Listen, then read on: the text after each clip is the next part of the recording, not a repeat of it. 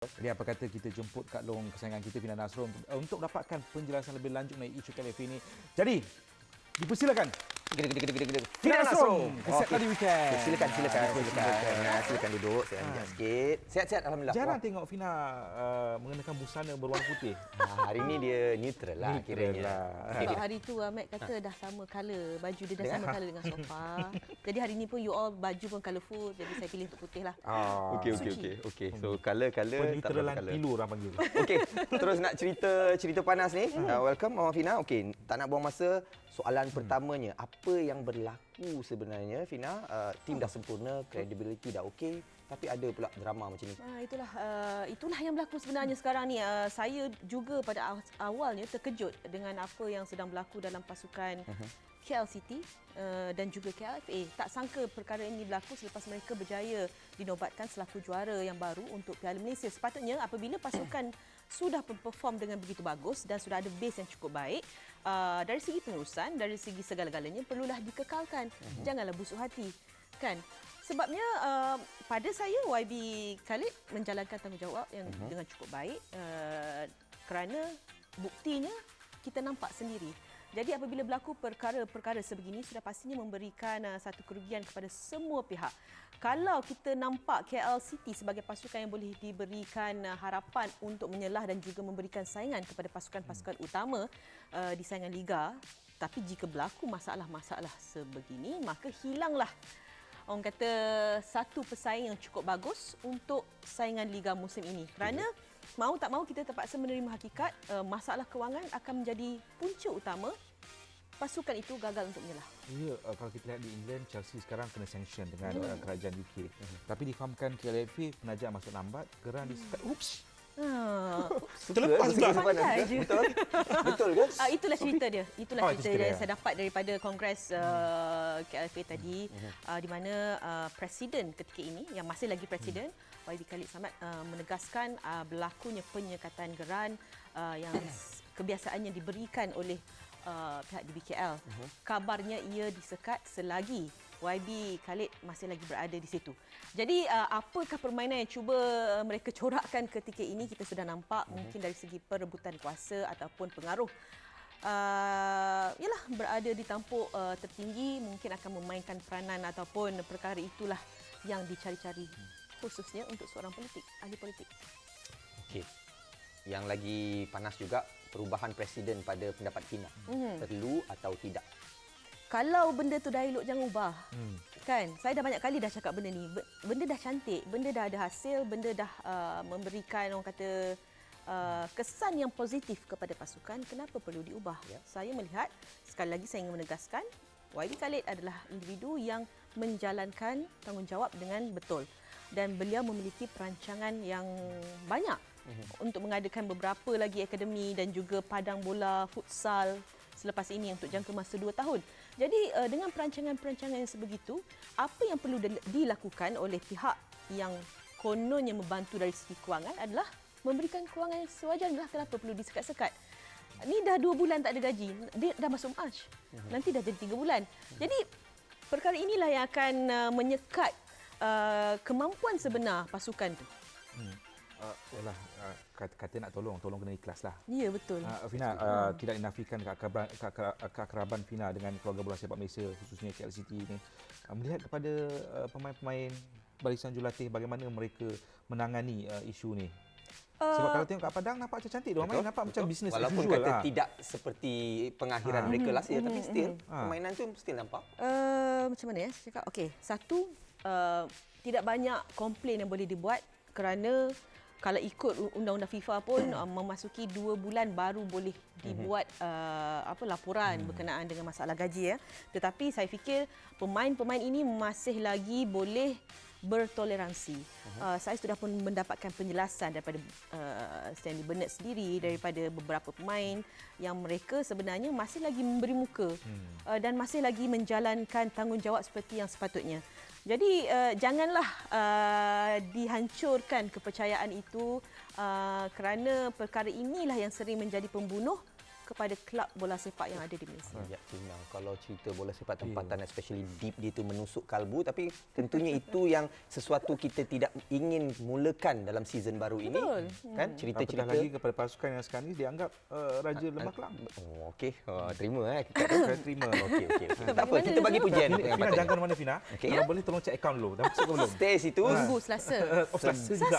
Stay dulu sebab apa? Semalam ada berlangsung dua perlawanan Piala FA Cup Malaysia. Ya, akhirnya Piala FA Ya. nampaknya berlangsung dengan jayanya. Jadi yang pertama, kita nak start off update Piala FA Cup kita dengan aksi di Stadium Darul Aman. Darul Aman of course lah melibatkan pasukan Kedah Darul Aman, Kedah FA. Lawan Sains FC kata. Lawan Sains FC. Dengar macam tim universiti kan. Tapi difahamkan ni pasukan bertaraf amatur berpangkalan di Negeri Sembilan. Okey. Namun pun tim bilik kalau kalah tak tahu nak cakap apa. Dan kawalan bola yang cukup baik oleh pemain-pemain yang sekarang ni disebut sebagai masa depan bola sepak Malaysia ni, Fayad Zulkifli. Dia berjaya bukit raya jaringan buat Kedah untuk mereka di depan 1-0. Cantik tak Faris tu? Cantik. Padu. Okey. Dan Fayad sekali lagi cipta impact buat tuan rumah. Musim lembatan padu pada minit ke-47. Percubaan untuk pelawat macam Ronaldo terus punya gagal gol. kepala ketinggalan 2-0. Okey. Sains FC bounce back. Mungkin diorang try. Diorang try lah. Diorang try, Tapi sayang belum cukup lagi sebab tim Kedah. Bagi lagi guys, kali ini Musi Amir Azhar yang tengah menyempurnakan peluang terhidang pada minit ke-50. Dan gemilang Amir berterusan bila 10 minit kemudian free kick diperoleh KDA berjaya disempurnakan beliau untuk tuan rumah menikmati kemenangan selesa 4-0. So KDA mara keputusan kedua kejohanan. Tahniah guys. Dan Ubi permulaan yang muda. baik untuk FA Cup. Sementara itu satu lagi aksi baju yang saya pakai tu, okey. First round FA Cup Semalam berlangsung di Kota Kinabalu di Likas. Menyaksikan skuad kendalian Datuk Ong Kim Sui, Sabah FC turut langkah kanan apabila berjaya menafikan hajat Respect FC. Bukan perfect, Respect FC menerusi kemenangan 2-0 dan Kem Negeri di bawah Bayu terpaksa menunggu sehingga minit ke-50. Hantaran daripada Amri Raya berjaya buka tirai jaringan hasil tandukan kemas Umaring Bacok. Okey, bersahaja saja gol dia tadi dan Nazirul Naim berjaya lebar kelebihan tuan rumah 2-0 sebelum tamat aksi penuh permainan untuk keputusan 2-0 sah ke pusingan seterusnya. Kenapa Faris seperti ataupun seolah menahan kegairahan? Tak boleh lah. Jiwa Nampak nampak kena membuat tadi. profesional. Okey. Azam tim saya dengan Ahmad dah Yes. lepas dengan jayanya untuk first round FA Cup. Selain dua pasukan Liga Super yang kita dah sembang dan akan sembang, dua pasukan pilihan untuk kepusingan kedua adalah Sarawak United dan JDT. Yes. Betul ke tak betul? Itulah. Itulah awak tadi cakap saya nampak excited. Kena profesional juga. Kena profesional. Okey. Okey, kiranya Menang mudah. Okey, tim Kedah DA dengan Sabah FC tadi, tapi malam ini kita ada lagi cabaran menanti pasukan pilihan dengan antaranya PJ City yang akan kita kupas bersama Fadilul Suhaimi. Ada Fadilul Suhaimi? Ada. Tapi kita minta dia standby dulu bro. Standby dulu. Tunggu kat situ. Okey, interview dulu orang kat bas tu. Okey, relax dulu tengok siapa yang turun nanti bagi report. First kita check up dulu Check my account. dengan Fina mengenai tim KL City. Okey. Thanks sebab sudi terus bersama-sama kami di sini. Fina. Dah kena ikat kan? Ikat. Nanti kita ambil ini. So, tadi kita dah tahu cerita di luar padang. Okey, bagaimana pula perkembangan terkini KL City berdepan Langkawi FC nanti? Macam mana yang kita bincangkan tadi, saya rasa masih lagi barisan Boy Noda akan profesional dalam mengendalikan perlawanan pada malam ini. Sudah pastinya mereka akan terus diletakkan harap sebagai pasukan pilihan untuk meneruskan hasrat mereka ke peringkat seterusnya. Tetapi jangan pandang mudah kerana Langkawi FC ini juga boleh dikatakan sebagai pasukan daripada M3 yang antara yang menyelah. Jadi saya fikir untuk ketika ini mereka perlu buktikanlah kemampuan yang ada pada mereka bagi memastikan orang kata menepati ramalan di atas kertas lah. Itu yang paling mudah lah untuk saya cakap. Okey, untuk Fina sendiri melihat kepada pemberian saingan Piala FA ni kan dan juga apa jangkaan pertemuan yang membabitkan KL City ni dengan gaya permainan mereka berbanding penghujung musim lalu. Ada perbezaan banyak tak? Ada perbezaan. Nampak macam Down sikit. kurang sikit Ajinomoto tu. Iyalah. Kan? Of course. Kita nak Tapi tak tahulah sebab Selasa ni kan akan ada berita gembira katanya. Mungkin perkara ini akan jadi satu motivasi yang terbaiklah untuk Boyan Noda punya tim. Ataupun inilah waktu yang tepat untuk Langkawi FC ni mencuri mengambil kesempatan. Mengambil kesempatan. Curi tak boleh. Eksploitasi. Okey, kita tak tahulah. Tapi kalau anda sendiri macam mana? Saya Scoreline. saya rasa KL City akan menang mudah Okey. pada malam ini. Alright. Tak pernah tak padu lah Fina Nasrum. Aduh, mesti. Okey, kita tengok. Okey, padu tak padu resultnya sekejap lagi. Tapi sekarang ini tentunya seperti yang kita katakan, kawan kita dekat PJ City. PJ City ya. Okey. Kita nak bersama dengan Faridul Syuaimi lah. Sebelum kita ucapkan terima kasih Fina Terima Nasrum kasih. dulu. Sama-sama. Terima kasih. Kena lepak Saya nak tanya. gerak dulu ke apa ni? Kena lepak tanya. Lepak Lepak boleh. boleh. Kita Lepak, kacau kita lepak, lepak, kacau lepak. tengok. Sabar dulu. okey, alright. Okey. So, Okey. tentunya Fat dekat situ. Tadi dia ada. Tadi ada. Ada dah. Ada. Ada. Okey, kita berikan perkhidmatan kepada Fina Nasrum lah untuk ajukan soalan pertama. Kalau nak tanya- Senang tak saya buat duit? Baik, Serius. pandai buat Silakan. joke. Okey, Fat. Dengar ke Fat? Nah, dengar katanya. Dengar akhirnya selepas lama menanti giliran saya tiba akhirnya. Okey. Okey, Fadirul mungkin boleh share sikit lah apa yang ada pada PJ City pada malam ni untuk memastikan mereka adalah pasukan pilihan untuk peringkat seterusnya. Baik Fina, Ahmed dan juga Faris, dan untuk makluman semua peminat ketika ini. Mudah, PJ City makluman yang saya perolehi daripada Coach P. Maniam. Sebentar tadi dia memaklumkan kepada saya bahawa dia mampu untuk menurunkan barisan terbaiknya malam ini kecuali mereka terpaksa melupakan khidmat K. Gurusami yang mengalami kecederaan lutut. Dan ketika ini Coach P. Maniam memberitahu bahawa K. Gurusami terpaksa direhatkan untuk beberapa tempoh yang tidak diberitahu dan tidak dimaklumkan kepada saya. Tapi apa yang pasti, PJ City pasti mengharapkan sentuhan penyudah daripada penyerang kebangsaan Darren Lock dan juga sentuhan penyudah daripada penjaring terbanyak saingan Liga Super PJ City buat masa ini, S. Kumari yang sudah pun menjadikan 2 gol buat PJ City pada masa ini.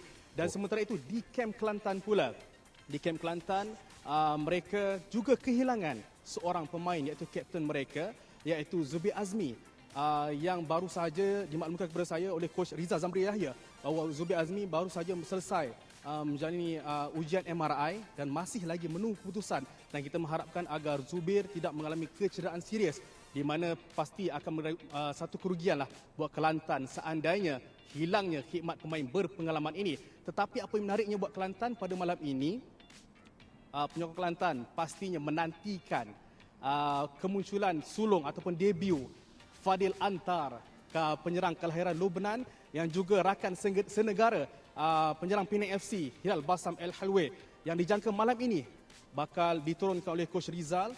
Dan yang menariknya 4 serangkai penyerang import Kelantan malam ini yang menyaksikan penyerang Haiti Kevin Belfort di bahagian depan, ada juga di situ Nixon Gilmay penyerang daripada Brazil, dan juga penyerang daripada Indonesia Nathan Ringo dan juga Fadil Antar. Dan sudah semestinya saya merasakan tugas sukar juga buat benteng pertahanan PJ City. Amin. Lain macam Fat punya Dia ni. Fina Nasrum tanya berangkai-rangkai Betul. ni. Okey, tadi dah panjang, ni pendek saja. Okey. Dia sebab tunggu lama itu yang kita bagi terus tadi. Lepas geram Okey, baik. Tadi panjang pendek saja daripada anda. TRW ada satu pre-season yang baik, tempat kedua SMJ Cup. Begitu juga dengan PJ City menang 1 kalah 1 di Liga Super. Prediction anda untuk perlawanan malam ini? Kemarahan tambah gol lagi. Memandangkan cuaca di Stadium PJ sebentar tadi hujan lebat dan baru saja reda, dan Padang sudah semestinya becak dan pastinya akan merencatkan tempo permainan kedua-dua pasukan. Berkemungkinan juga akan mungkin injak sehingga ke masa tambahan ataupun tidak mustahil ke penentuan sepakan penalti. Dan kalau tanya pilihan, saya lebih memilih Kelantan sebab on form mereka ketika ini sangat-sangat baik. Namun saya tidak mengecilkan kemampuan PJ City seperti mana semua tahu PJ City ini merupakan pasukan silent killer yang boleh mengejutkan mana-mana pasukan dalam saingan Liga Malaysia ini. Ya, setuju?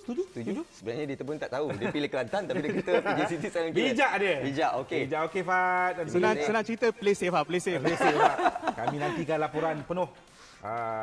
Have a good day at the field lah orang kata. Okey. Dah lama Baik. tak ke lapangan. Terima kasih.